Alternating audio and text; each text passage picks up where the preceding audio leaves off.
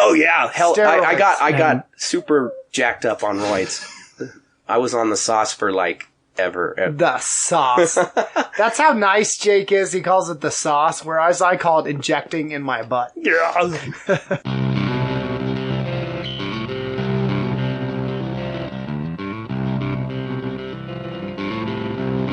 Tales from the Ditch at gmail.com is the email. We are Tales from the Ditch. We have Jake Oxaby.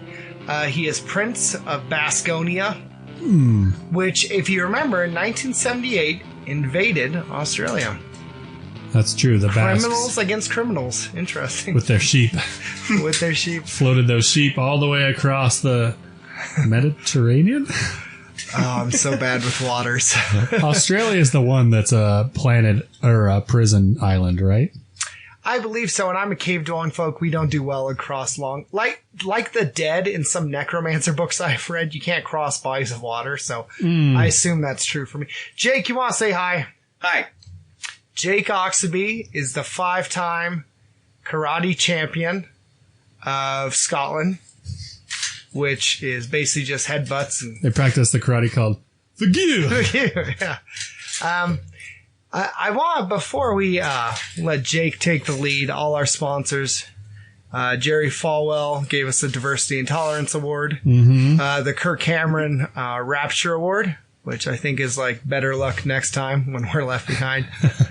I do want to tell something interesting though. Jake, so Jake is a laborer. He's more blue collar guy. He also had an MMA match, and at this MMA match in Oregon was the only time my wife almost got in a fight. Oh, They were checking purses at the door and asking if you had weapons, and before we get there, Jess goes, "Hey, do you think they'll find this?" And there's a taser at the bottom of her purse, like with the hooks. I'm like, yeah, it's a taser. It tases people. And the guy looks at the top, goes, "You're good." I'm all, "You just got a taser in." Now, we're sitting on the bleachers waiting, and there's 2 times Jess got feisty. One was a ring girl kept looking at me, and Jess was like, "She looks at you again, I'm throwing her down the bleachers." I was like, okay. I was like, "I married right." Secondly, when Jake was fighting, the family of the guy you were fighting was like talking crap about Jake. And Jess looks over, she goes, "You done? Are you done?" She goes, "Can I tell him he's done, like that he doesn't get to say anything anymore?" She goes, "I don't care." She goes, "What? What?" She goes, "Jake!" and starts yelling louder, like, "What?" That's awesome. She goes, "Does he want to get kicked in the liver?" She's like, "Huh, old guy." And I'm just like, I'm going to have to fight this 80-year-old man at Jake's MMA bout, because Jess is looking over like, they're saying kill him. I go, "It's a match. He's our friend Jake. You don't, Jake, you'll win. That guy sucks." And she's like, What? You done? You done? I'm like, I'm going to get in a fight. And even security's like, "I'm out of here." And like, That's awesome. So, Jake, would you for us describe kind of what type of work you do? What's your job? Your like labor job? And if you could specify, like, are you union, non-union? You know, stuff like that. That's Just the important. basics, yeah. Okay. Are you a rat or are you, go ahead. I started ironworking back in 2009, and I'm a union iron worker. If you don't know, there's locals, so every state has a local. Some states have several locals. I'm local 118, and they're Sacramento, Arizona, and Northern Nevada. And then Vegas and Los Angeles are 433, and so Nevada's kind of split up into 2 different locals, 118 and 433 on the south end. And have you, in the time you've done this job, have you always been union? Yeah, I don't know what it was, but I started out as a sheet metal worker in the union. Well, I know what it was. It was because my parents knew the business agent of the ironworkers, and he didn't want me to be an ironworker because he said the guys that I'd work with are too rough. So he started me out as a tin knocker, as they say. And then I was horrible at that trade, and started out humble beginnings in a trade I didn't know, and then kind of learned the basics of construction. And the economy went bad. Then I came back as an iron worker. and then I've been doing it ever since. Now you prefer, all right, so, because some people say, well, what's the difference between like an iron worker or a sheet metal guy? You prefer iron worker, correct? Like, Yeah. Okay, iron worker. It has a history behind it, so they just like to be called that.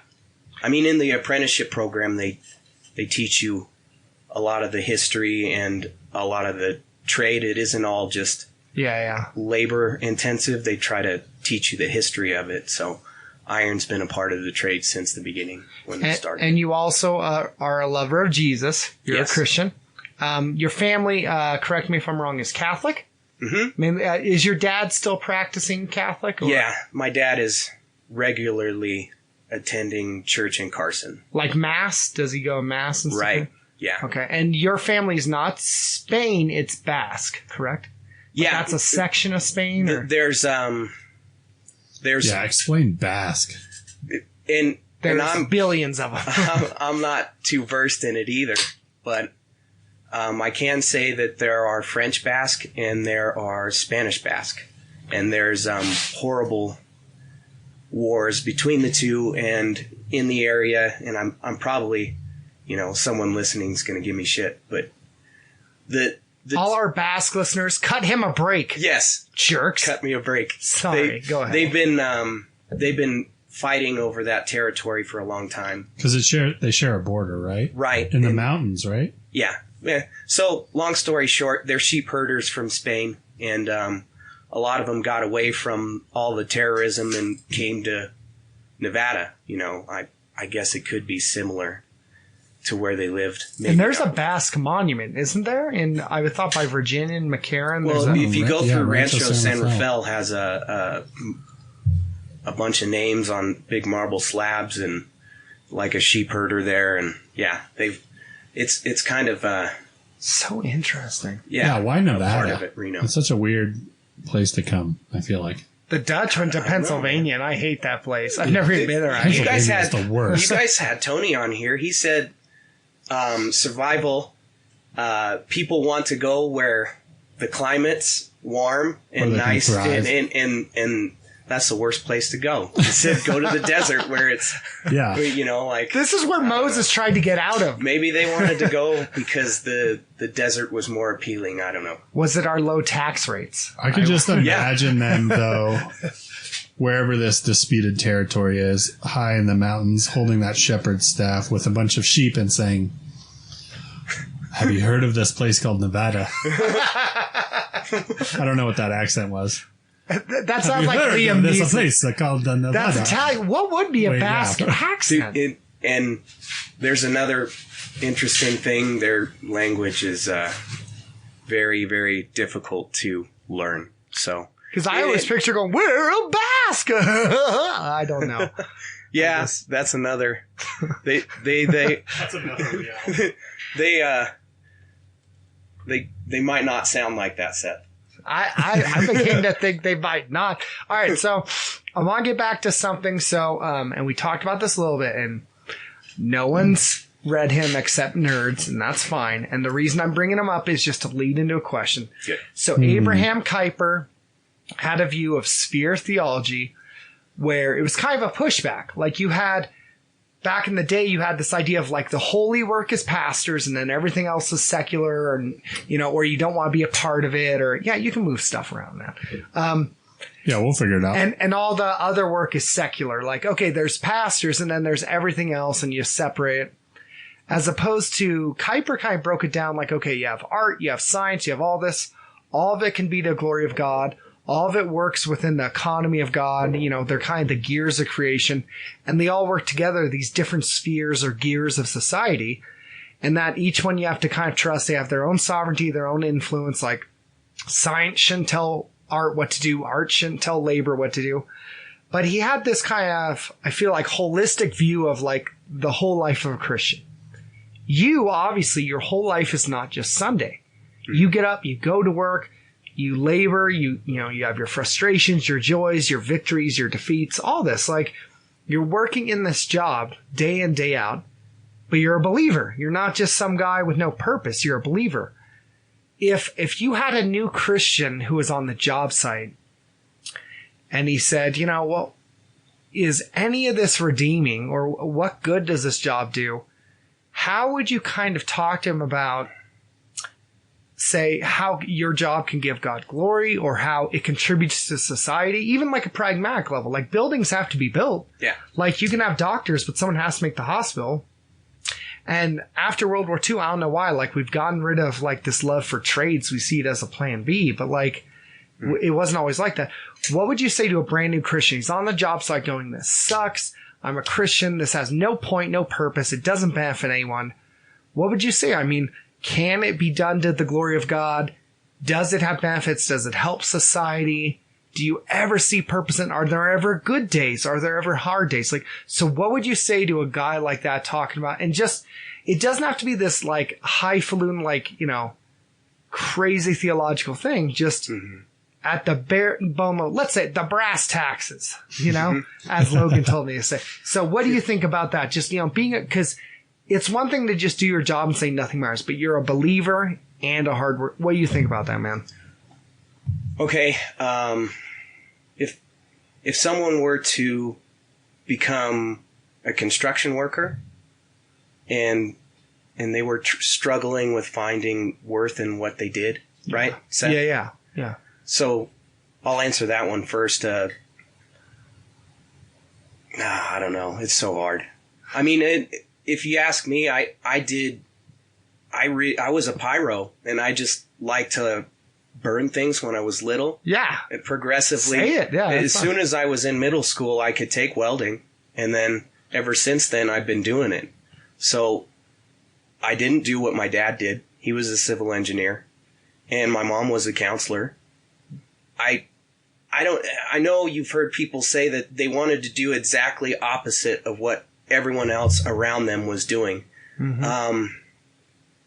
So that's why I got into the trades, and it was really hard because I had an arrogance about me because I mean, my whole family didn't do that kind of stuff, so I thought I was going to succeed, but God had different plans. It was a humble beginning.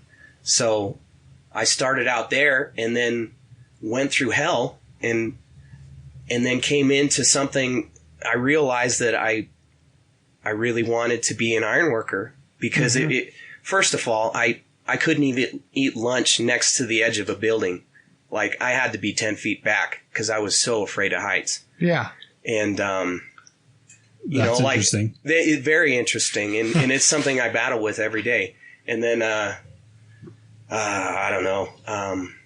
That being said, the trades aren't for everybody, but I agree. But you are right. Like, if you were German and you were in a trade in Germany, I mean, your graduation actually have a graduation. You know, like, a good job. You'd be a master at what you did. Yep. You would have this teaching to become that.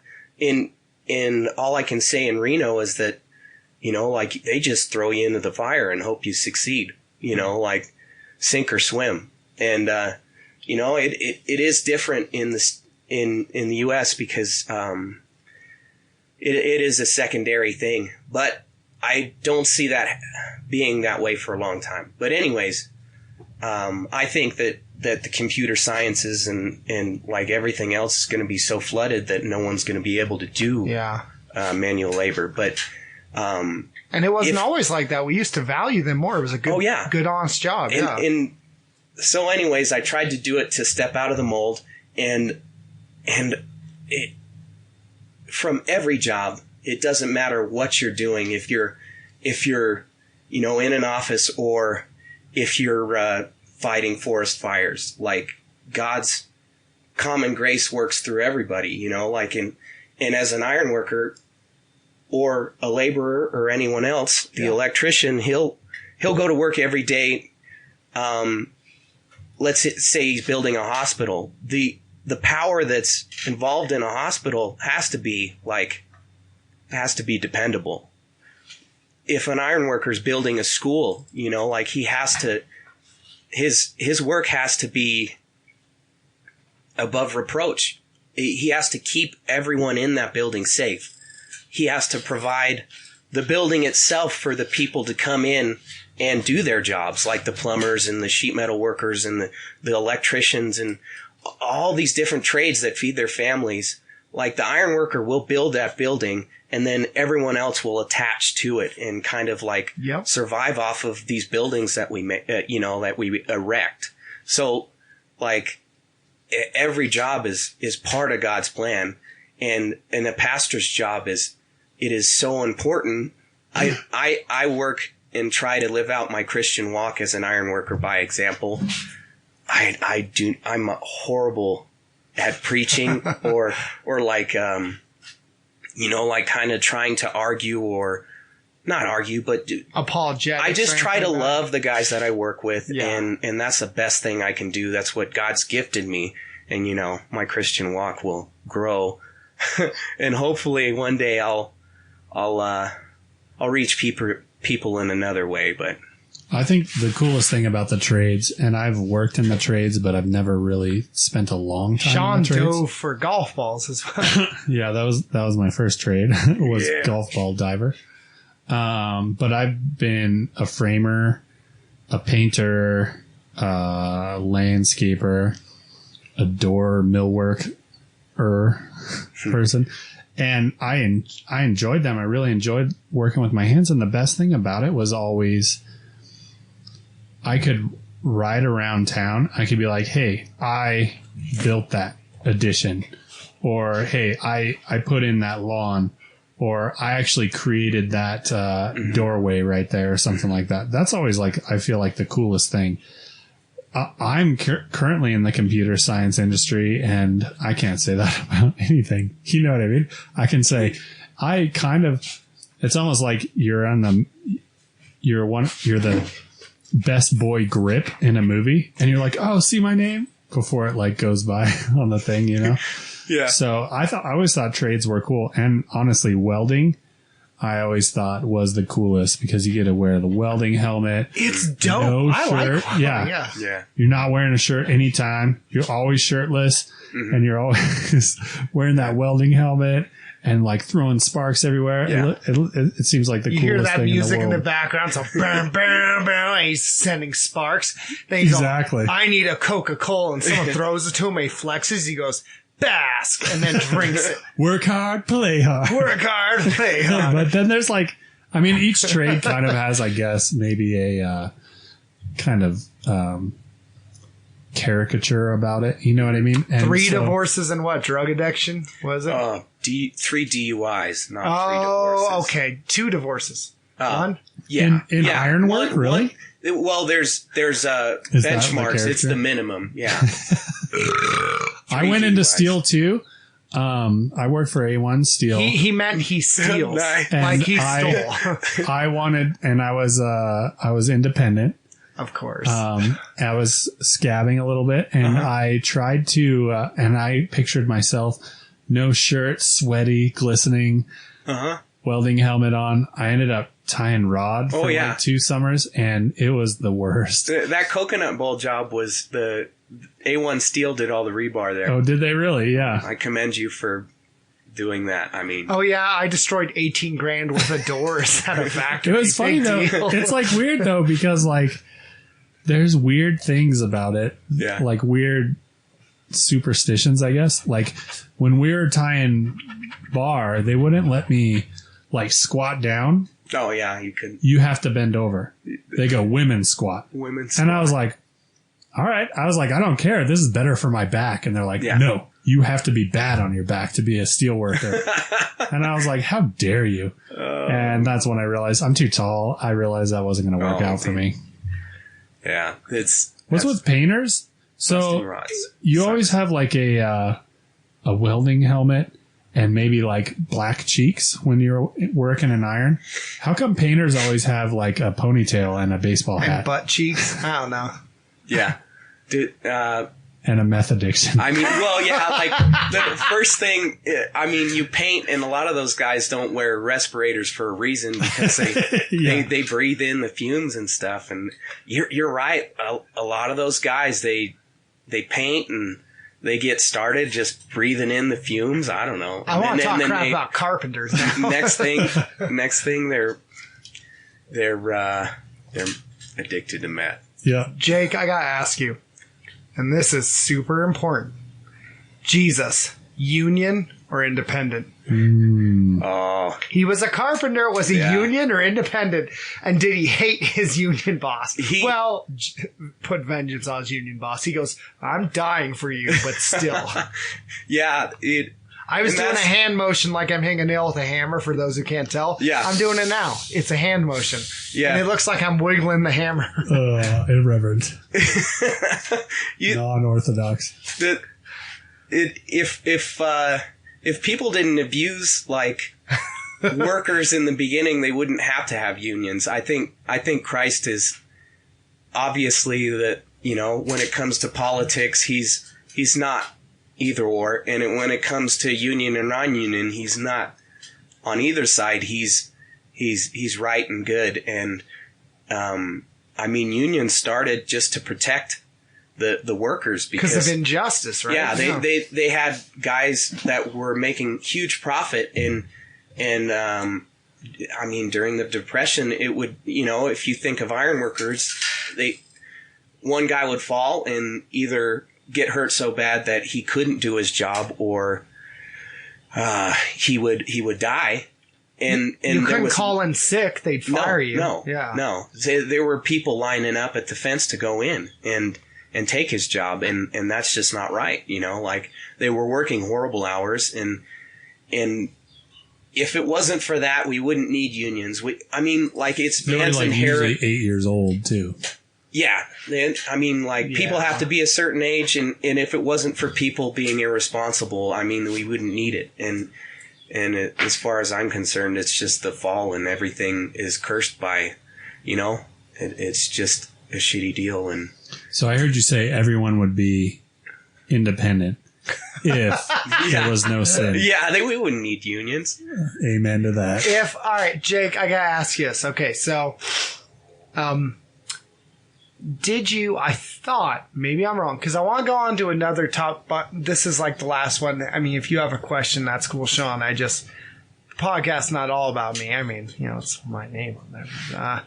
So, Tim Keller's Every Good Endeavor. Yeah. What'd you think of that book? I thought you had read it. Yeah, you're right. Was it positive, good? Did you have a good impression of it? Or I tried to think a lot about that book when you guys had me, or asked me to... Threatened me to be on the podcast. Well, the common grace is what I picked up from that book. He said he just would, he would reassure you that what you're doing is part of God's plan. Yeah. And like some really good pictures in that book of like the grocery store needs the bread, and it's driven on a truck by a truck driver, and someone put it in the truck, and someone made the bread, and someone farmed the wheat, and it's all a beautiful plan. And it's hard to think that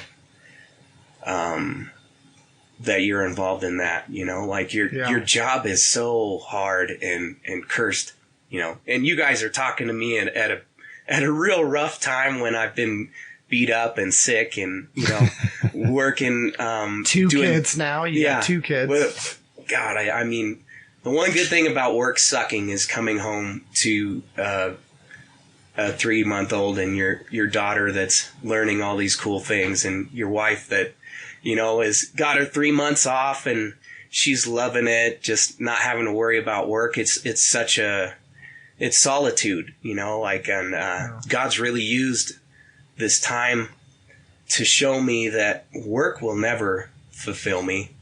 And it just gives me something to pray about, and remember when things are good and when things aren't beating me up, to praise God for it, because, sometimes he's not involved in my work. But when I come home, I'm just like, oh God, help me get through this. Like I'm struggling, and my family life is tough. But now it's like my refuge, and work is where I'm constantly just praying that God would save me from my mistakes and keep me from making more, and just help me to do everything through Him. So it's it's a good point in my life, you know, where they say you can't live off of the mountaintops. You grow in the valleys. So, I don't know. Tangent, rabbit trail. Is it possible then to glorify God at your job? Do you believe that's possible? Yeah. Yeah. Do Even you want if an your example? butt is huge. Yeah. Well, you climb ladders enough, it just happens. You My know, like it's a good butt thing, is really. so much bigger. Go ahead, Sean. You're chomping at the bit. Get down to I'm not brass chomping tacks. at the bit, but You're chomping at the bit. In- Goody mob. in response Ryan to- Smith would be all over this discussion. in response to what you were saying, Jake, I have learned so much from you just in having a joyful worshiping spirit. You know what I mean? Like, if anybody knows Jake, they know he's always smiling, always having a good time, even if on the inside he's fuming and hating everything. He's still smiling and doing his best to have a good time. And like one time I remember, I don't know why this was so meaningful to me, but it was. We were camping and we went fishing. Do you remember? We went camping and there was like a bunch of people there. But you and me and I think one other person got up at like 4 a.m. And I remember you woke me up with a Ninja Turtles theme song. And did this big long hike in the dark, tripping over stuff and all kinds of stuff. And we got started fishing at the right time before the sun came up and fished till all the way after the sun came up. Didn't even get a bite. Nobody got a bite. Yeah, I'm the skunk master. Yeah. I just changed from fishing to chucker and I get skunked all the time, man. Exactly. Yeah. But you said like something along the lines of, you said like, God is good and glorified whether we catch fish or not. Mm-hmm. The fact that we even had the opportunity to fish and like be out here during the sunrise and blah, blah, blah. And I was just like, gosh, why can't I be that thankful? Because I was pissed. I was about to ready to break my fishing pole because I was like, what's the point of this? What's the point of anything? Why am I even camping? And it was like your grateful in like enjoyment spirit that made that camping trip awesome. Yeah. So I think that's good. That's such a good attitude to have. I wish I could have that. Yeah, but since we're on that, you know, like you and Seth have been friends forever.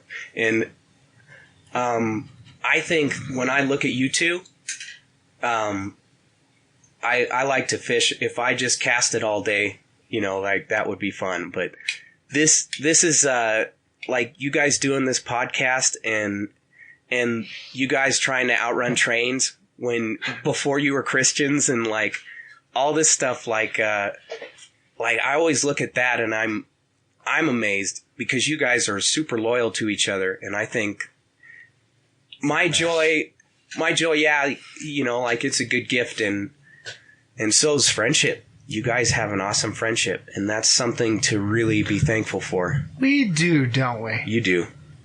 For now. Watch your back. Yeah, no, I think... When you get down to brass taxes, I think he's right. I think that's... Ryan Smith doesn't support friendships, but... Friendship is something that I don't think is very common. Like long-lasting friendship. Not in America, dude. Other places, fine. We suck in America. Yeah. It's like, I love you. Oh, you're gay. Run. I'm like, okay, well, here's why we're all screwed up. Yeah. Let me give you a hug. Dive off a bridge. I need to go do bench press. It's like, all right. Bunch of nerds in America. Yeah, you heard me, America, you butt. Mm-hmm. Jake, I gotta ask you something. Go ahead. All right, next question. And this is going to be a 5-hour interview. With Russia interfering in the... No. So, you had an MMA fight. Mm-hmm. And to me, ordinary citizens, I've never had an MMA fight. I had a kickboxing match. Oh, yeah. Most normal people would go, dude, what would compel you to take an MMA match? So you're going to get hit. It's in front of all these people. Like, you can get hurt. And it almost seems like crazy. And in a sense, it is a little bit. But, like, I remember even in the back hitting pads. And then hearing my music come on, my entrance music, I'm like, oh my gosh, what's happening? Dude. Like, it's crazy. So I was about to poop my pants. I was like, horrible. I walk out, everyone's staring, lights flash. I was like, don't look at me. Torture. Why would you want to do an MMA match? Because here's the thing. You said something that stuck with me. Sometimes people have this dumb idea that if you're a nice guy, they assume, oh, your life must have been perfect. But you've suffered through some things. You've fought through things. Why MMA? Why would you want to go into a cage where people are paying to watch you hurt someone? Like, what was it about it? Because lots of young men and women are doing it. I believe it has value. What made you, Jake Oxby, the Prince of Basqueland, say, I will strike down my enemy and poop on him? So what made you want to do MMA? It was in Roseburg, Oregon? Yeah. I remember there was a guy who fought Brennan who had tumbling plus signs tattooed on his chest, some tumbling windmills. Man. You know, Zig Heil. Oh, those are nice. Nazis. Those are decorative. I don't support. That's what they say, Zig Heil. Okay, I'm just saying it. I don't support them. I will punch Nazis. I'm just telling you the truth. You will. He had swastikas, and I said, that guy doesn't like Jews, and he's about to fight Brennan. So, yeah. So, Jake, if someone said, Jake, we love you, why would you do this? Why an MMA match? Why? Because the training was hard, right? It wasn't just one day. You had to spar. You had to condition. It was not eat sandwiches. It was 2 years of. It was 2 years of that? The training, yeah. Well, I mean, Dude. like I told you guys about when the economy sucked. So, Yeah. you know, Is that when you and I were selling meth? Yeah, that's when. Yeah. That's when everybody lived off unemployment. But Yeah.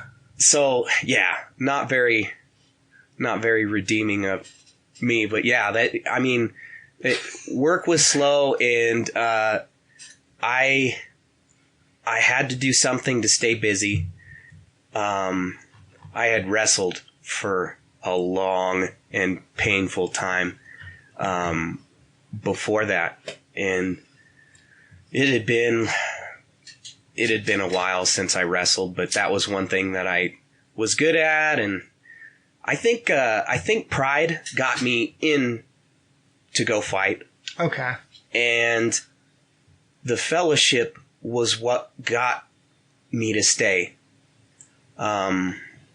I mean, you were there. We had a lot of guys that were just, I don't know. Here's a Killers. It was just so funny. The contrast between I had cycled a lot before I got in to fighting, and cyclists are the worst. And I know that I'm not speaking for all of them. It's funny because I agree. I just want to go on record. There's a one of our foremans that works for Martin. He's a cyclist. Like he rides all the time, and he's a really good cyclist. But I went and did a few races, and those guys, they were just yelling at each other on their bikes, and they're just like, "Get off your bike! I'm gonna kick your ass!" and all this stuff. And I was like, "Geez, what are you gonna do?" Like, they're wearing inverted heels, you know. Like, it's not the. Wait a second. What do you mean? When you clip into a bike, the clips are on the front of your shoes that you use to ride a bike, and so basically you get off of your bike and your toes are pointing in the air. And can you imagine these guys running after each other going, click, click, click, click, let me kick you. We're like robots. Yeah. So, I mean, I went from cycling and seeing all these guys just full of anger because I don't know why. They were just angry, and they would just moan at each other all the time, and then coming to fight, like, to do mixed martial arts. There's a lot of, there are some arrogant people, but they definitely carry themselves differently than others. Yeah. I mean, yeah, they were arrogant, but they still were full of a kind of like, we're all brothers kind camaraderie. Of thing. Yeah. There was something there. Yeah. When you said you cycled a lot before MMA match, I kind of thought you meant something else. Oh yeah. Hell, I got super jacked up on roids. I was on the sauce for like ever. The sauce. That's how nice Jake is. He calls it the sauce, whereas I call it injecting in my butt. Yeah. That's okay. Now explain this. So that's funny. You hear your entry music come in. Oh yeah. What are you feeling? The entrance music comes in. We're in the crowd. What were you feeling? And what was your entrance music? I'm curious. Yeah, what was your entrance music, Jake? Okay, so I came out to my first, and this is my first recorded fight. There were 2 others that were quite embarrassing before that, but this was my first recorded fight to Why Can't We Be Friends? And I stole it from Homer Simpson. Yeah. So, and it was probably because of you, Seth. I probably heard you say that you should come out to this or something because Homer did or whatever. Was that when we stole a go kart? A golf cart? I was telling you this advice one. You know what you should do if you have a match? And I don't know why I have a New York accent. You should come out to Why Can't We Be Friends? Yeah. It was the most kind music I've heard. Yeah, it is. I stole it, though. It wasn't really mine, but I like to tell people. Where was your adrenaline at, though, when you heard? Yeah, it was bad. First fight, and I pooed a little. I'm not going to lie. I pooed a little. I was like... It's a miracle you get through the first round. I mean, the adrenaline is such a horrible... deal when you're trying to fight. Didn't he call timeout because you were bleeding in his mouth? Yeah. Well, he called a lot of timeouts, Seth, remember? He sucked. I believe the Greek word is D-bag. Because, all right, Jake had him in mount, and the guy goes timeout. And I was like, there's no timeouts in baseball. You can do that? You crybaby. No, yeah, he says, he's bleeding on me. I didn't call a timeout. I got knocked out like a man and went home and smoked. Like a champion. Yeah, you were a champ. Dude, I got dropped so many times. All right, so and what happened? So walk us through. Round 1, how'd it go? Went good. Oh, yeah? Yeah. I felt like he blitzed you a lot. Like he'd throw these 1-2s just charging at you. He was scared at me. And then you did double underhooks, or you did double underhooks? Yeah, I tried to throw him, and he fell on top of me, and it was a horrible throw. Then I tried to throw him again because that's what I did. Like when I wrestled, I didn't go for the legs or anything, which was a joke on him because he probably trained for a guy that was going to shoot on him his whole point up to the fight. But I threw him into the cage. And his feet, I got him good. So when you throw someone, if you get their feet to come in the air, you fooled them. You got them as good as you can get them when you throw them. But with the cage, that ruins everything, especially if you're close to it. The guy just, I tossed him real hard, and then his feet just flopped up against that cage, and he landed like a feather on the ground and on the whatever. And yeah, that sucked. But that was probably the first round. And then, he was hitting my forehead a lot. I had a bunch of knots on my forehead. He wasn't really hitting the bad spots. And then that's the best place to get hit, right? Yeah. Yeah, not the jaw or the temp or the back. The head is bad. That sucks. Now, when did you knee him in the sternum? Was that round 2 or 3? I think I got him lower. Okay, you got him lower. I think I got him on that floating rib, Seth. Because he did the sound when you did that. I mean, this guy looked like he hadn't been in a fight when he was done. but if he said he was peeing blood, and we were Facebook friends and stuff, so I totally missed his face every time, I guess.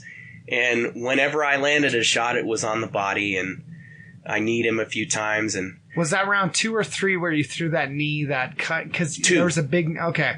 So round 3, you're about to go out. What was your energy like? This is the story. Were you totally like, yeah, I'm totally fine. I'm not exhausted. Oh, it was tanked. I don't want to just go take a nap right now. The thing that I hate is you have your wind. You've been doing cardio for that long, but you're shaking.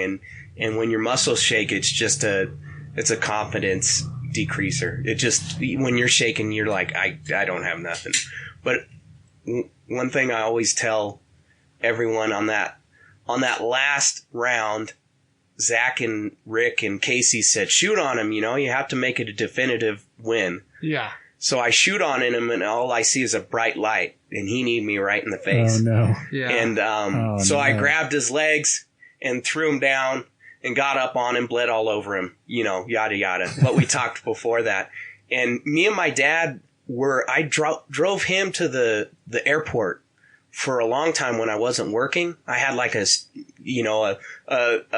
bouncer job at Bullies with you. Yeah, you and I bounced. Yeah.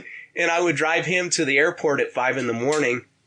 and I'd drive him back when he'd come back from Vegas. And I said, Dad, I'm going to take a fight. I've been training for quite a bit of time, and I just wanted you to know. And he's like, why do you want to do that? And I said, I don't know. I've been training so long. It'd be a waste if I didn't. He's like, well, you never had to impress me, like, why do you want to do this? And I said, well, Grandpa boxed. He boxed, like he was a Gold Glove boxer. Jeez, and he's like, no boxer ever got kneed in the face. So back to the fight, I see the white light, and all I could think about is my dad saying no boxer ever got kneed in the face. And when I was bleeding on this guy and he's trying to get another timeout, I was looking cross-eyed down my nose to see if it was puffing up real bad, like I broke it or something, and trying to punch him. And then they rang the bell, and it was a... Can you knee in the face at amateur MMA? Yeah. It depends on the fight, though. Like, they have Thai boxing with pads. And Nevada, I know, has different rules than California. It depends on the state. I can't be on my knees. Okay. I have to be up on my feet to get kneed in the face. But you can't do elbows, right? It was only forearm? You could throw elbows too. You could? Mm-hmm. I thought you were just throwing forearms. That's the reason why it was a legitimate MMA fight. Everything was legit. I thought amateur MMA you could do knees and everything, but couldn't do elbows. No, you're right. No elbows. Sorry.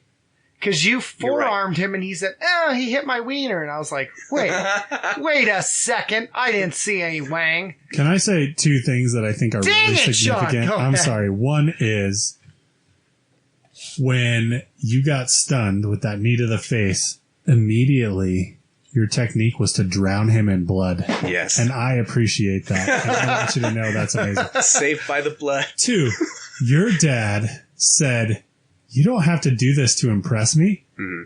That's a good dad, man. He is. That's amazing. Yeah. I've never heard a dad say something that doesn't harm you emotionally for the rest of your life. He's harmed me, but that was a good dad moment. That was a moment. Kudos to your dad. Yeah, I'll tell What's him his name? Reginald Oxaby? Oh, Steve. Steve Oxaby.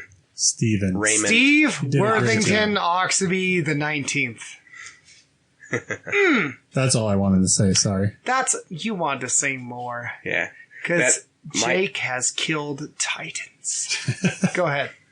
My dad was tough, but now that we had Kaylee, oh my gosh. Softy. The guy is completely changed. Oh, yeah. Kaylee yelled at him in his RV. Told him, Grandpa, stop yelling at that man. And he just looked at her. I was like, if that were me when I was little, oh, dang. It was a bad news. But he just looked and was completely baffled. Come Thanksgiving dinner, we were washing dishes, and he told me that Kaylee told him to stop. And he said, you're right. She was right. I shouldn't be yelling at people. Wow. Totally changed him. I call that hogwash. Why are they nicer to our kids than they were to... One day when the Aurora Borealis, there was like a solar storm and you could see the Aurora Borealis from Reno. Do you remember that? I don't know. I know I drove my car through that park where we looked at it from. Yeah. Did we tell that story, though? Dude, I don't. I'm going to tell a story. I'll order it. I know, it's hard. We got to write them down. Okay, so there was this one day, an interesting day, where there was some kind of solar storm or there was some kind of space thing happening. The Aurora Borealis, which is when it's called the Northern Lights. This is what he does. He doesn't want to hear the story. You could see it from Reno, Nevada. I think you could see it as far south as like Fresno or something like that. And so I can't remember. I think I was working and Seth was already off. And Seth and I had plans to meet up somewhere around my house, around the ditch. And on my way home, it got dark and I could totally see this bright red sky with all these red rays, kind of like Northern Lightsy type of stuff, but it wasn't green. You always see green, like in the pictures, but it was red. And I go to my house and Seth's not there, so I go, I wonder where he is. And I knew where he was. I went down the street to the school, the elementary school that we went to, and we were in high school at this point. And I could see the silhouette of him on the roof of the school against this red sky. And he's just sitting there pondering. And you see like this moving red sky. Yeah. And then every now and then you see like a shooting star. And you see the silhouette of Seth just sitting there looking into the sky. And I remember I climbed up there and I talked to him. And I was like, hey, man. And he goes, look at the sky. And I was like, yeah, I see it. It's crazy, right? And he goes, it's only a matter of time.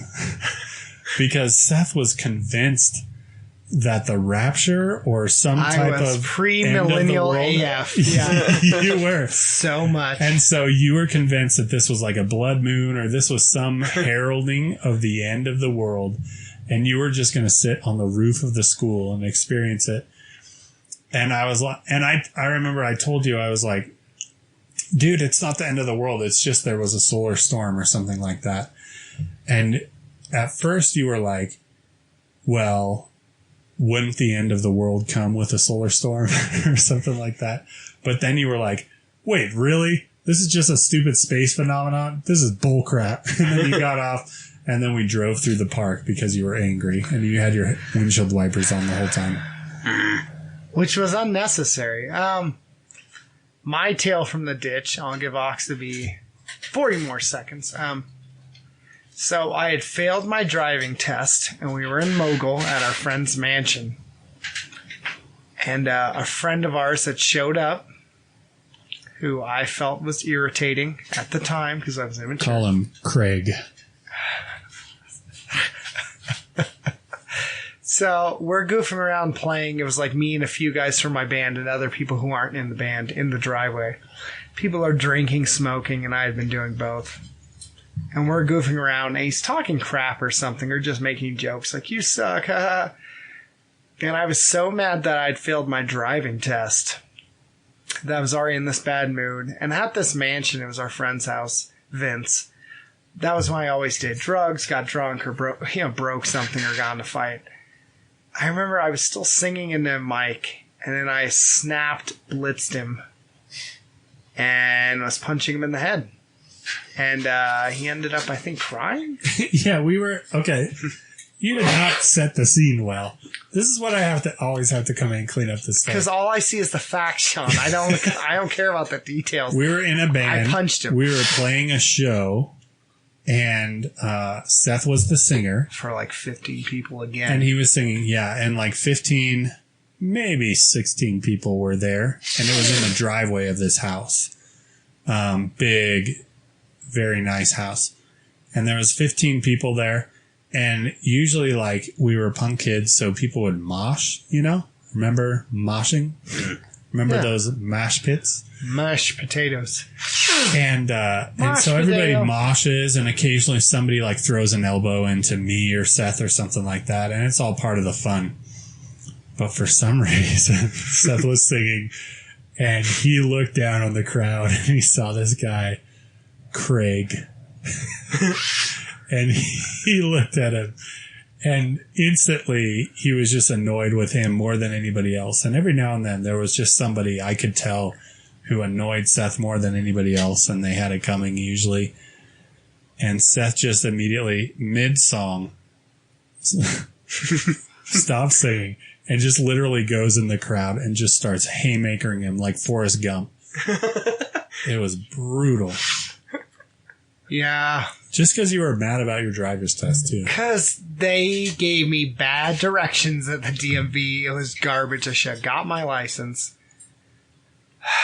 I did apologize to him like 2 years later. Oh, that's good. No, I didn't. Oh. So that's us. Jake, growing up, what silly things did you do? Did you have a friend who got punched by a Norte in Modesto? Did that ever happen? You were there, Jake. Yeah, I was. You were there. My eye was bleeding. I'm from L.A. Or that was the other. He called me Peckerwood. Donnybrook was the L.A. fool. No, we were in California. Jake used to be straight edge. That's the other thing. That's a tale from the ditch. So Jake was in MMA, was straight edge, and is a laborer. So, and he bounced with me. So, yeah. No diggity. If I was a girl, Jake would be my type. That's because you've always liked the bad boys. Jake, you gotta have some story growing up or some straight edge story of, all right, we gotta fight these guys at McDonald's, so I maced them all and they were all girls. Oh man. Hey, you mentioned the go-kart thing at the retreat. Oh, dude. That is so funny. I was hoping you had said that. Yeah, tell them about the golf cart. Go, all right, lay it out. This is a good story. It is. Lay it out. Go ahead. So I had just become deacon. Go ahead. Yeah, this was way back when you just became a deacon. Crazy. It was a retreat, and we all go to Livingstone's, and it was I don't know, several years ago. Yeah, dude. That was Maverick wasn't born. It was at least 6 or 7. Yeah. You weren't married. Crazy long time ago, seems. But Seth was one of the guys that I remembered before I was a Christian, with the shows that we went to, and he was always nice to me. And he became even nicer when he became a Christian. No, but anyways, we were at the retreat, and I don't know, I never got to stay out late as a kid, and I had a pretty sheltered life, and I just was loving it because it was like 1 a.m, and me, Seth, and Casey Balkenbush, and I don't know if it was Rick. Rick just called out people's names. Yeah, George knows already. But I tried to take the rap. Continue. Go ahead. So I can't say their names, Sean. Is this... Well, we try to protect people's privacy, but it's too late now. Well, we were the culprits, like the instigators. Casey Balkenbush and Rick Reeves. Go ahead. We all thought it was a good idea. And I think it was my idea to steal the golf cart. This golf cart was for people at the retreat that couldn't walk to the sanctuary. A certain person who had an oxygen tank and had a terminal disease. Oh my gosh. Sean, you made it so much worse. So we decided that would be good if we got it and then drove it around the campus. And Seth, it could have been Seth's idea to grab it. But I'd like to take credit for that, but Seth knew how to turn it on. So you can take credit, but who gave me the key? Casey Balkenbush. Casey did. So we got it started, and we got all these full-grown men in a golf cart. We barely fit on it. Dude. We drove around, and I don't know. This is my favorite part because Seth kept screaming Kappa Alpha Theta rules. Yeah. And and we drove around for quite a while, and no one gave us any problems. So then we parked it on because you had the authority of a golf cart. People would say, "Hey, are you supposed to have that?" And Seth would be like, "Get in your cabin. You're not supposed to be out here. There's a curfew." Yeah. We did have authority, huh? And where did we park it, Jake? Well, we found some way to get it down to the basketball courts where there were bright lights shining on it. Because in all the problems we were creating, we tried to solve at least one so that if it was dark and they were looking for it, they could find it. So we parked it on the basketball court where the lights were shining down on it, and we all didn't know that it was taking disabled people to the sanctuary. Like no one had crutches, and as far as we're concerned, it was George being lazy. But was far from that. So So here's the thing. So they found out it was gone. I found out a disabled person was using it. Oh my So gosh. I came up to one of the pastors and said, it was me. And he goes, anyone else? I'm all, nope, just me. And that was my plan. But everyone else I was with, I think, felt guilty. Because Jake came up, and then Rick was saying it, and then Rick came up later. Yeah. And I was there because we left like on a Sunday, and then we came back to church that Sunday night. Yeah. And I remember Bobby goes up to Rick. He goes, "Hey man, was that you last night?" And Rick goes, he has his like super deep voice. He goes, I don't know how to answer that, man. And Bobby goes, okay, because somebody like took all the ketchup and ate it all. And Rick was like, oh yeah, that was me, no problem. Because we also went to the kitchen and stole some stuff outside of it. But so Rick was confessing, and Casey heard him, and Rick's like, just me. He goes, if someone else doesn't confess, I guess they just don't have integrity or something like that. So Casey confessed too, and it was a pro kickboxer, MMA fighter, Jake and I. Yeah. And they were, they're bigger dudes, Rick and Casey. When I was turning left with the cart, they'd like almost tilted. And they made me a deacon. I was a servant of the church. Yeah. I remember. I say, your guys' cabin smelled so terrible. Yes. It was like 4 guys on keto diets with protein and weight the gainer. lack of carbs by eating twice as much protein. And it was so bad. You could just smell it from outside. I couldn't sleep because the blankets they gave us reminded me of jail. So I just stayed up. Casey did too. Casey's all, did this remind you of county? I'm all, don't leave it. So it just, Jake, all right. We're going to go into deep stuff. I got to know, man. And this sometimes wondered our whole friendship.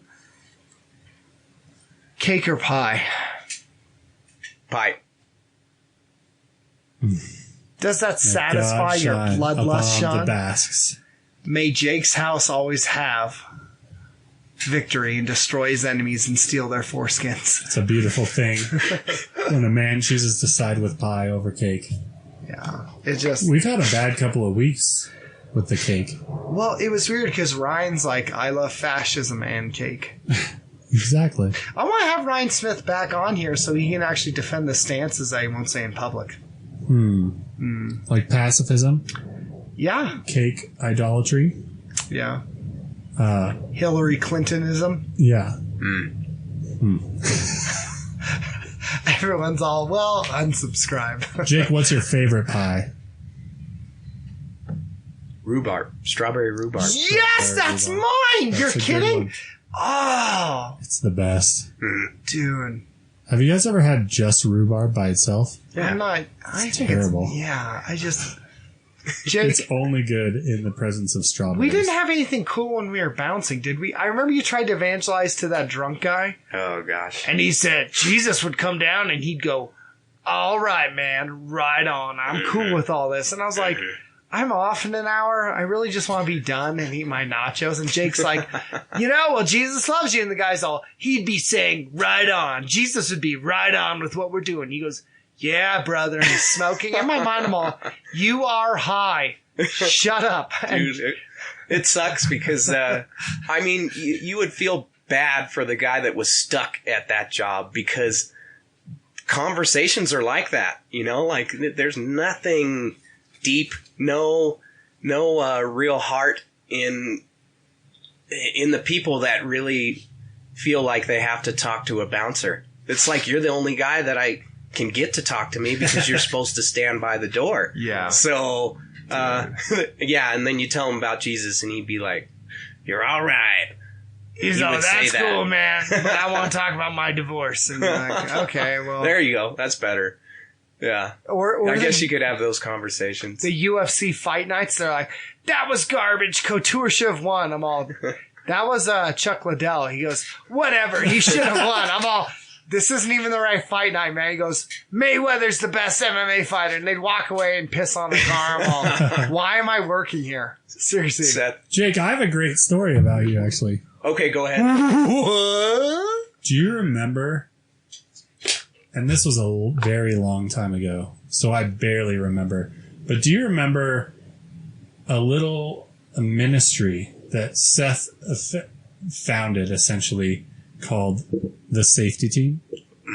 Yeah, and for sure. Do you remember 2 weeks after the Safety Team began, a guy tried to jump on the stage and fist fight our lead pastor, and we had to wrap him up and take him outside? Remember that? All I remember is that whenever things go down, it's right in front of Seth. I never was involved in anything. Really? No. Because I never. practiced. Seth was like the guardian. You could add Safety Team, and it only needed Sean Moss and Seth. Oh, Seth was there, and nobody. I remember he pushed this guy down the aisle, and it reminded me of like Honda from Street Fighter. You know how he like kind of hits him with palms? Yeah. So Seth walks forwards punch. and just like palm, just pushes him down the aisle like Honda.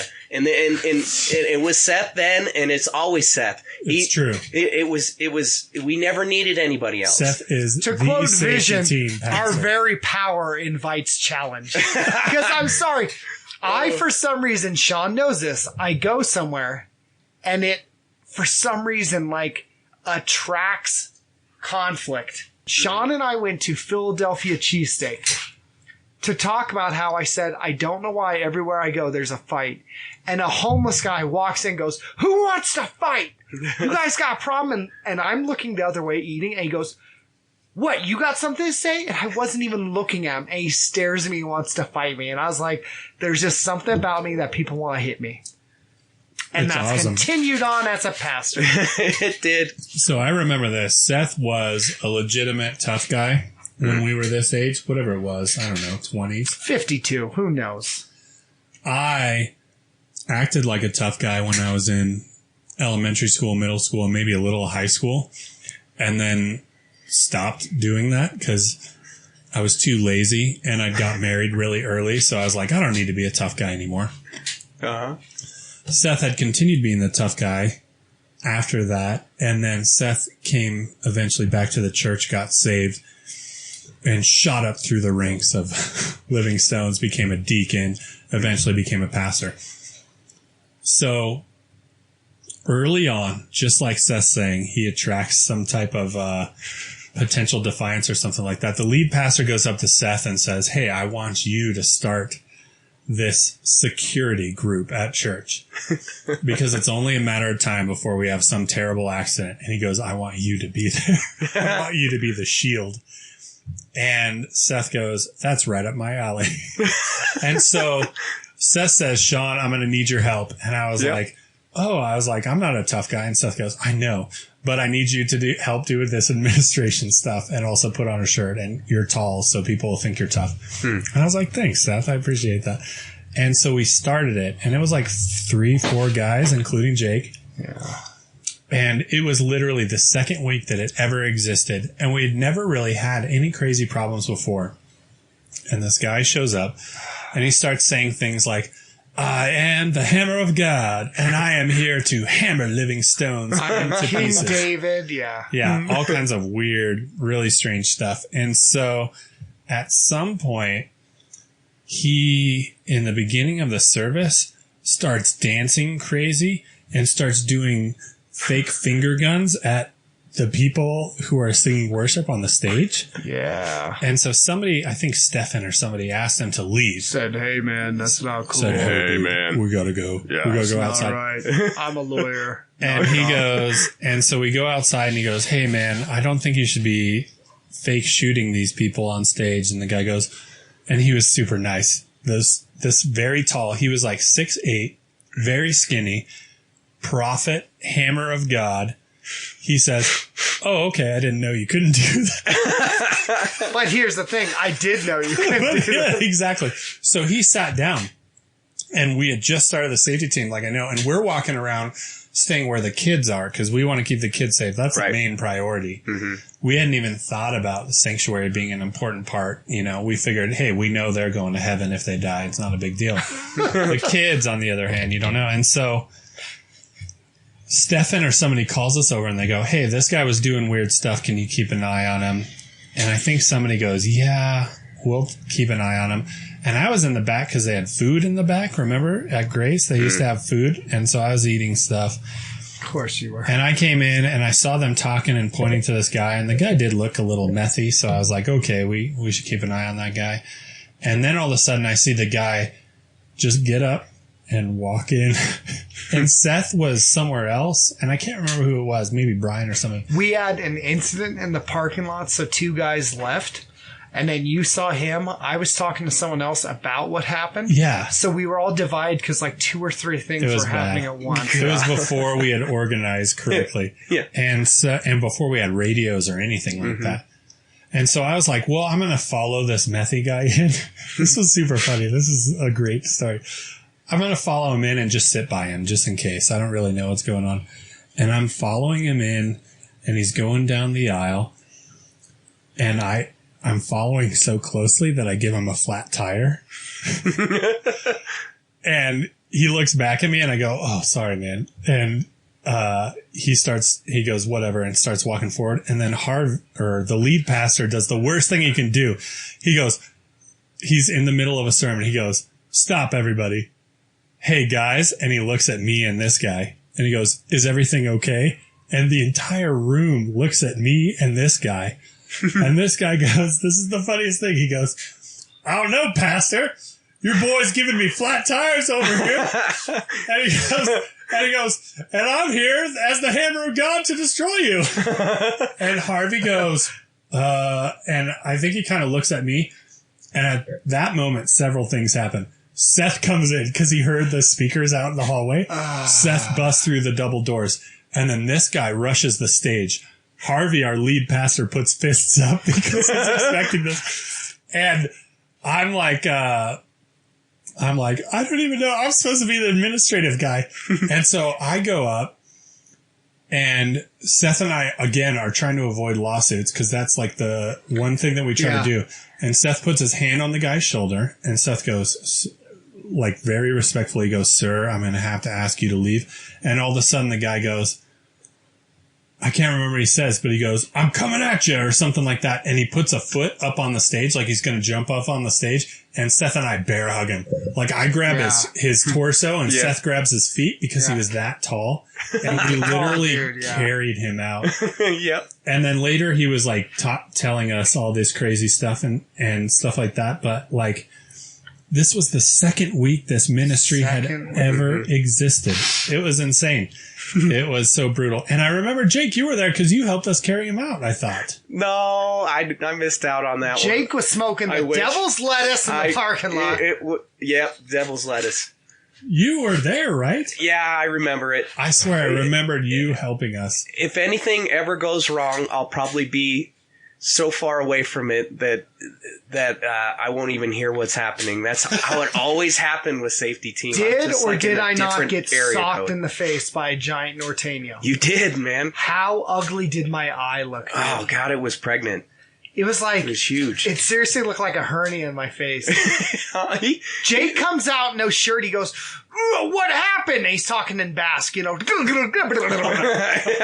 I was like, well, this giant Norteño thought I was a Nazi and punched me in the face. And Jake's all, and what'd everyone do? I'm all, well, our friends did nothing. These strangers maced them. Our friends, to emphasize again, did nothing. And Jake's like, still flexing his traps and triceps. And I was like, thank you, Jake. But Jake was actually like, because before that, he was the only one besides me with his shirt off, like moshing at the show. I don't know what was with that show, but Seth had the only violence. Hard. Like I attracted the only conflict. Yeah, this is. I mean, like any straight edge kid from Carson was a lousy excuse for what you guys did in Reno. So when I got to this show, when I was in the pit, these kids were running away from me, and I'm like, oh my gosh, this isn't like a show in Reno. This is like kind of cool. I have like superpowers at this place. This ultimate power. So I come out and see Seth with his goose egg, and I was like, yeah, let's go beat these Norteños. We would be so dead. Dude, because we were outnumbered. All I had was a straight razor. They all had 9s and a 22. Yeah. And that dude was huge. He thought I was a Nazi lowrider, and just one punch cracked that bone by my eye. My eye was bleeding. Oh my god. Yeah, you're orbital? Ocular? I think that's what it's called. Everyone argues. I go, it was bleeding. I don't care. But the medical term was... And I just was mad the rest of the night because there was this annoying girl I was talking to. And I was like, great, my eye has to bleed and talk to you for the rest of the night. I went to In-N-Out. And I'm buying food In-N-Out, and this old guy goes, got in a fight, huh? I was like, I will hit an old man. And I told him, I was like, no kidding, dude. And just walked off. I was like, shut up. That was before Avengers. Way before. This was, let me see. This was like... 05. So I was like 21. Sorry. Yeah. Huh? Geek comment. I will hit an old man when Captain America and Tony Stark are getting mad at each other. Jake, you never have to apologize for references. I understood that reference. Okay? There are always men like you. I love Jake. So, all right. Sean, anything last to say before we close this out on our final episode for the season? We're not done. What episode is this? Like 28? 28. This will be the 28th episode. 28th episode. Tales from the Ditch. Tales from the Ditch at gmail.com. That's where you send stuff, complaints to Sean, or if you want to argue with us about things that just I don't put a lot of stock in because I don't get paid for this. Also, so we got a CD by good friend Brian Baltimore, Carpe Noctem, is that how you say it? That's right. Seize the Night. If you comment Runklemeyer in the email, you'll get a free CD. Good dude, good music, just, I don't know, kind of different. Just, he's putting out this project. He's a guy who's played in the scene before. Shout out to Reno Judo Club with Baruch, my man. Baruch Torres, and also to Keel, who are unofficial sponsors, but we drink there when we're trying to run from responsibility. Yeah. So, Jake, did you have anything you'd like to add or anything you'd like to plug? Your new book? Nothing racist. No, thanks for having me. His new book, What's So Great About Basque? And it's just him on the cover going, I don't know. Yeah. Who knows? What about your local one? 18? Yeah. I don't know.